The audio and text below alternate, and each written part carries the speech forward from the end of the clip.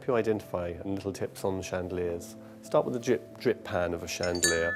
In this case, this is designed by Perry.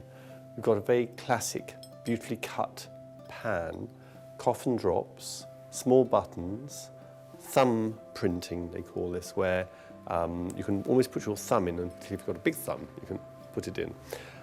It's a gaselier originally.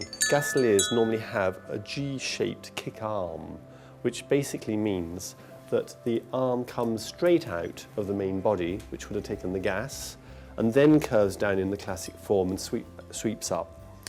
Off of this, as you might expect, you've got a central fixing. In this case, it's a square on diamond form, and then you have your buttons to form swags. Another large coffin drop. So this is all quite straightforward. It is really the thumb printing, if you like, on the main arms that help to identify who made the chandelier. It's very rarely do you ever get the name of the manufacturer on a chandelier, and it might only be a stamped monogram or initial. So this is a form of Perry. Also look at the main body stem.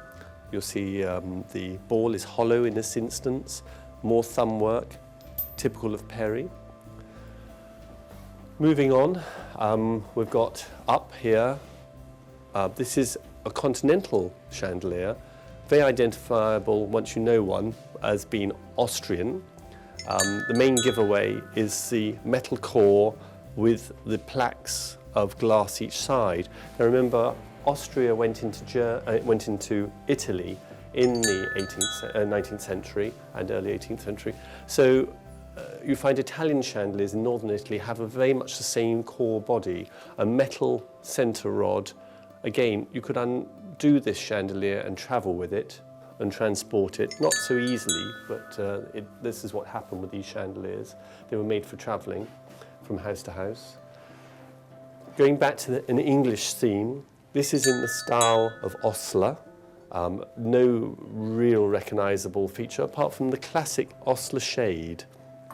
Very nice brass silvered fittings, which you generally do expect to see on chandeliers. This helps reflect the light. The brass tends to take a colour into the glass, so the silver doesn't. It reflects it and makes the glass feel white.